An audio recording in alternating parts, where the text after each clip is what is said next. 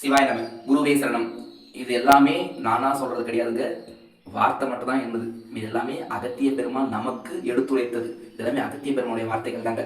என்னன்னா, இந்த பூமி என்றது என்னன்னா ஒரு சிறைச்சாலைன்னு சொல்றாங்க. நம்ம இந்த பூமி தான் சொர்க்கம், இதுதான் நம்ம உற்றார் உறவினர் எல்லாமே இங்க இருக்கிறாங்க, இதுதான் நம்ம நிரந்தரம் நினைச்சிட்டு இருக்கோம். ஆனா நமக்கு நிரந்தரம் எது தெரியுங்களா? ஈசன் தான் நிரந்தரம். எப்படின்னா, ஈசனுடைய துகள் தான் இந்த உலகத்தில் இருக்கிற அத்துணை ஜீவராசிகளும். அப்போ ஈசன் கிட்ட தான் நம்ம பிரிஞ்சு வந்திருக்கிறோம். இந்த துகளை நாம் திரும்ப ஈசன் கிட்ட ஒட்ட வைக்கணும். அந்த ஒட்ட வைக்கக்கூடிய இடம் தான் இந்த பூமி.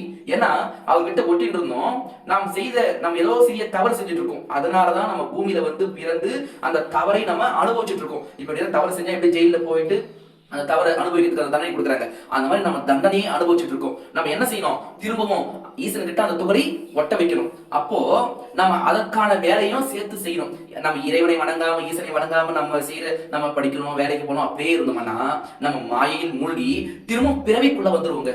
ஏன்னா நம்ம அந்த வேலையை செய்யாம இந்த வேலையே செஞ்சுட்டு இருந்தோம்னா நம்ம என்ன பண்ணணும் தெரியும்? பிறந்து இறந்து பிறந்து இறந்து தான் இருக்கணும். இன்னும் கஷ்டங்கள் அதிகமா படணும். அதனால நம்ம அதுக்காக வேலையை செய்ய வேணாம்னு சொல்லல.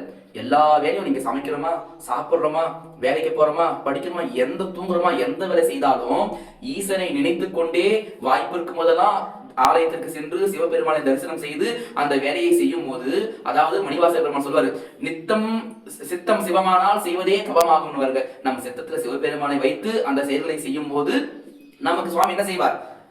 நமக்கு இந்த பிறவியோடு நம்ம தடுத்து ஆட்கொண்டு அந்த பிறவி வேரை சுவாமி அறுத்து அவர்கிட்ட நம்ம ஐக்கியம் வைக்குவாருங்க. அதனால் அனைவருமே சிவத்தை வணங்கி வாழ்வில் பேரானந்தத்தை அடையும்படி அன்போடு கேட்டுக்கொள்கின்றோம். சிவாய நம. திருச்சி.